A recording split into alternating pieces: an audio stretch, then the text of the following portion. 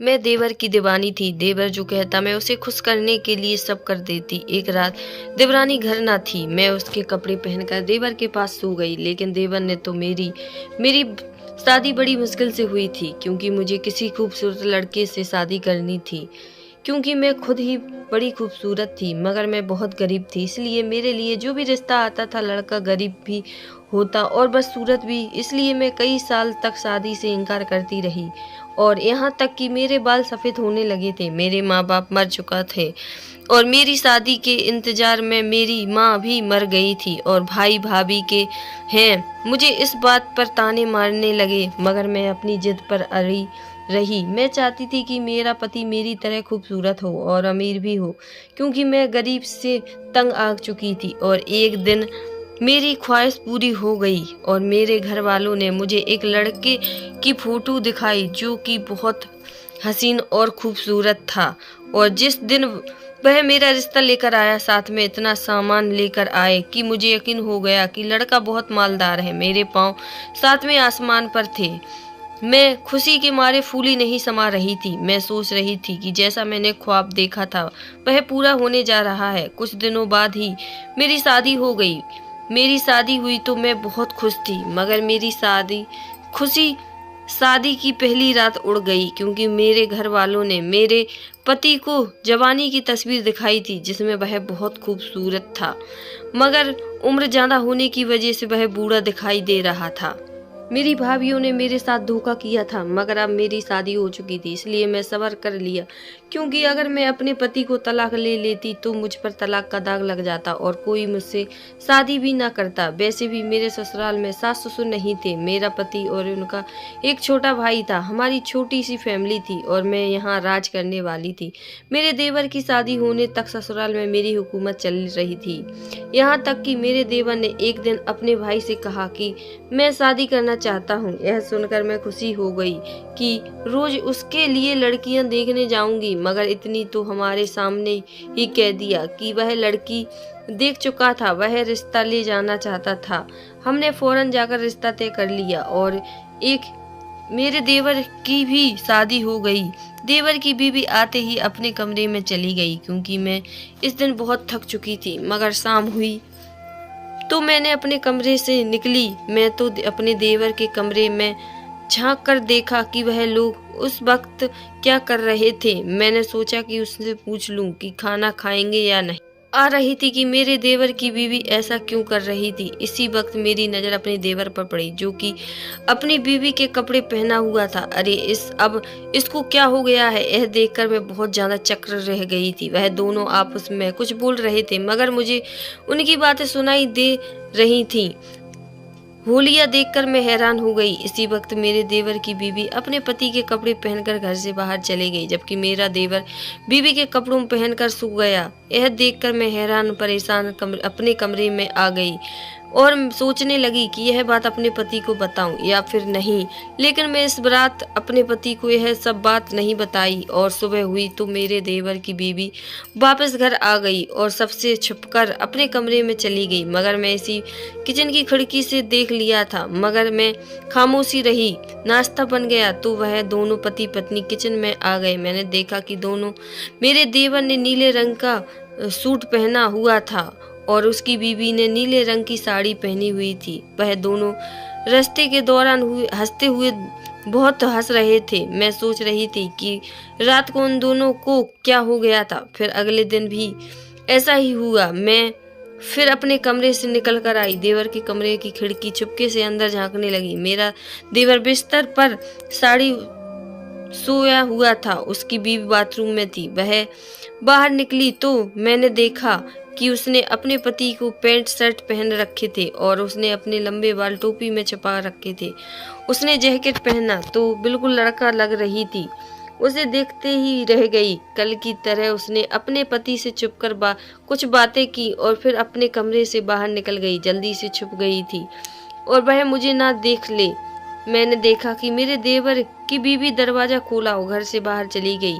3 रातों तक ऐसे ही होता रहा। मेरा देवर अपनी बीवी के कपड़े पहनकर बिस्तर में सो जाता था, जबकि उसकी बीवी उसके कपड़े पहनकर घर से बाहर निकल जाती थी। मुझे समझ नहीं आ रहा था कि वह ऐसा क्यों कर रही थी। फिर एक रात हमारे घर कुछ लोग घुस आए। अब मैं अपने कमरे में थी और कुछ देर पहले ही मेरे देवर की बीवी इसके कपड़े पहनकर चली गई थी। वह 3 लोग थे और उनके साथ में बंदूक थी। वह लोग जैसे ही कमरे आ गए, वह सीधा मेरे देवर के कमरे में चले गए। मेरे देवर को अपने साथ ले गए। वह लोग मेरे देवर को बेहोश करके ले गए और मैंने देखा कि मेरे देवर ने अभी भी अपनी बीवी के कपड़े पहने हुए थे। देखकर मैं डर गई और अपने कमरे में छिप गई, क्योंकि उन लोगों के पास बंदूकें थीं। जो भी उनके सामने जाता उन्हें वह कोई गोली के सामने आ जाता। इसलिए मैंने अपने पति को भी नहीं जगाया। इस वक्त वह सो रहा था, मगर मैंने उसे नहीं बताया। कुछ लोग तुम्हारे भाई को अगवा करके ले जा रहे थे। उनके बाद मुझे इतना डर लगा कि मैं बिस्तर में घुस गई और मुझे नींद आ गई। सुबह मेरी आंख खुली तो मैंने देखा कि मेरे देवर की बीवी घर आ गई थी। वह अपने कमरे में बैठी थी। तुम यहाँ मजे से बैठी हो और उधर तुम्हारे पति को कुछ लोग अगवा करके ले गए। मेरे देवर की बीवी घर आई तो मैंने उसे सारा किस्सा बताया, मगर वह सुनकर मुस्कुराने लगी। मैं तो सोच रही थी कि वह अपने पति का सुनकर परेशान हो जाएगी, रोएगी पीटेगी कि ना जाने मेरा पति जिंदा भी होगा कि नहीं। मगर वह लड़की तो बड़ी अजीब थी, कुछ भी नहीं किया और मजे से बैठी रही, जैसे ही उसका पति नहीं बल्कि मेरा था। मुझे तो अपने देवर की अगवा होने पर बहुत अफसोस था। मैं तो यह सोच कर परेशान हो रही थी कि ना जाने मेरा देवर कुछ खाया भी होगा या नहीं, उसकी हालत कैसी होगी। उसके जाने के बाद लगातार रो रही थी कि वह कहीं उन लोगों ने मेरे देवर को मार ना दिया हो। मैं तो यह सोचकर ही कट रही थी, क्योंकि मुझे तो अपने देवर की बहुत ज्यादा मोहब्बत थी। मैं उसकी बीवी की तरह पत्थर दिल नहीं थी। मेरा दिल तो बहुत नरम था। इसलिए मैं जल्दी से अपने कमरे में गई, अपने पति को सारी बात बता दी। यह सुनकर वह भी परेशान हो गए, क्योंकि उसका एक ही भाई था जो उसके बहुत प्यारा था। इसलिए वह मुझसे पूछने लगे वह कौन लोग थे।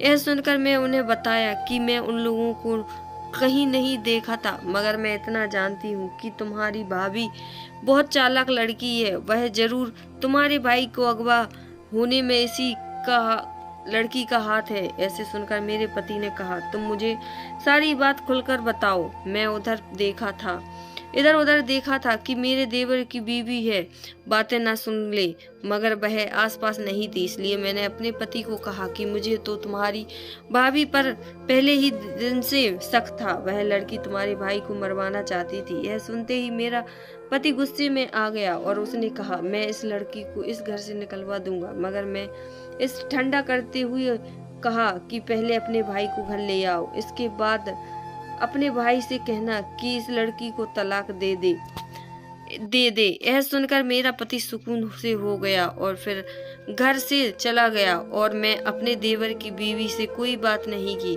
उसने खाना खाया और अपने कमरे में चली गई, जबकि मेरी तो भूख मर चुकी थी। मेरा देवर अगवा हो चुका था और मेरा पति उसके पीछे गया था। अब पता नहीं आगे क्या होने वाला था। फिर सुबह से शाम हो गई, मगर मेरा पति नहीं आया। मैंने इसे कई बार कॉल किया, मगर इतने तो मेरी कॉल भी नहीं उठाई। इसकी बीवी आकर इसे कुछ और ना बता दे। अपने देवर की इसकी बीवी की असली हकीकत बता देना चाहती थी, ताकि दोबारा इसके साथ ऐसा ना हो। लेकिन इस वक्त मेरे देवर की बीवी आ गई और कहने लगी, मैं तो तुम्हारे जाने से परेशान हो गई थी और अपने कमरे में बैठी तुम्हारे आने की भगवान से दुआ कर रही थी। यह लड़की कितनी झूठी थी।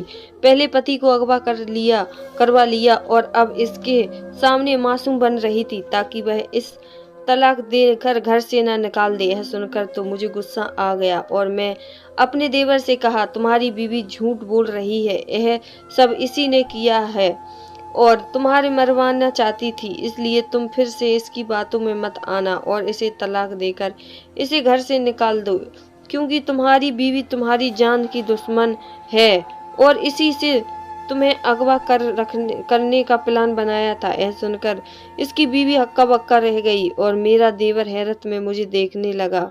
मगर मैं सोच लिया था कि इस लड़की को अपने घर से निकलवा कर रहेगी, आज ही निकलवा दूंगी। इसलिए मैंने अपने देवर को सब कुछ सच बता दिया। यह सुनकर मेरा देवर अपनी बीवी को तलाक देने लगा था, मगर इससे पहले ही मेरे पति ने इसे रोक दिया। यह देखकर मैं अपने पति की तरफ देखने लगी कि क्यों उसने अपने भाई को ऐसा करने से रोका लिया था। आज इस लड़की को तलाक मिल जाता तो मुझे सुकून मिल जाता। तुमने अपने भाई को ऐसा करने से क्यों रोक दिया?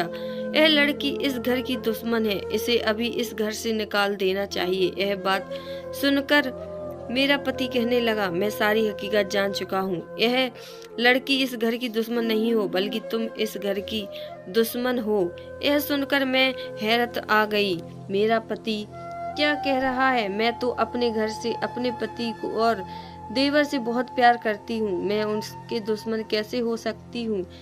यही बात मैंने अपने पति के मुंह पर कह दी। यह सब तुम्हें इस लड़की ने बताया? मेरे पूछने पर मेरा पति गुस्से में आ गया और कहने लगा, यह सब मैंने उस वक्त जान लिया था जब मैं अपने भाई को लेने गया था। यह इसकी बीवी ने नहीं किया, बल्कि इसके पीछे तुम्हारा हाथ था।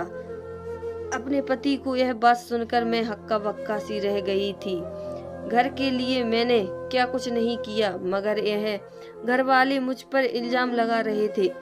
मैंने अपने देवर की तरफ देखा और मलजूम में मुंह बनाकर इससे कहा, यह सब नहीं किया, यह मुझ पर इल्जाम लगा रहे हैं। यह कहकर मैं रोने लगी। तभी मेरे पति ने एक वीडियो मेरे सामने चला दी, जिसमें वह 3 लोग थाने में खड़े नजर आ रहे थे और मार खाने के बाद पुलिस को अपना बयान दे रहे थे कि हमने जिस आदमी को इसके घर से अगवा किया था, उसकी भाभी ने हमें इस काम के लिए पैसे दिए थे। यह सुनकर मैं बिल्कुल चुप हो गई, जबकि वीडियो देखने के बाद मेरे देवर की बीवी मेरे पति से कहने लगी, क्या आपने तो अपनी बीवी की हकीकत अभी देखी है?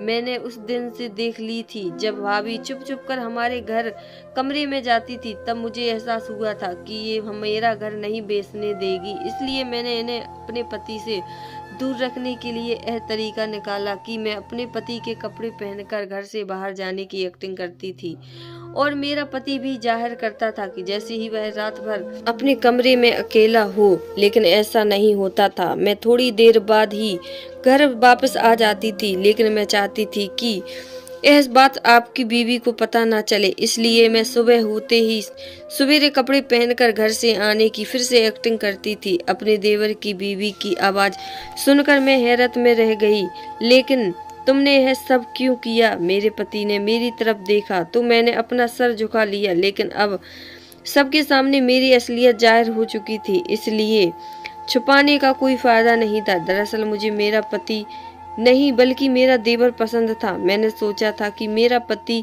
भोला है या कुछ सालों बाद मर जाएगा तो मैं अपने देवर से शादी कर लूंगी, क्योंकि वह मेरी तरह खूबसूरत था।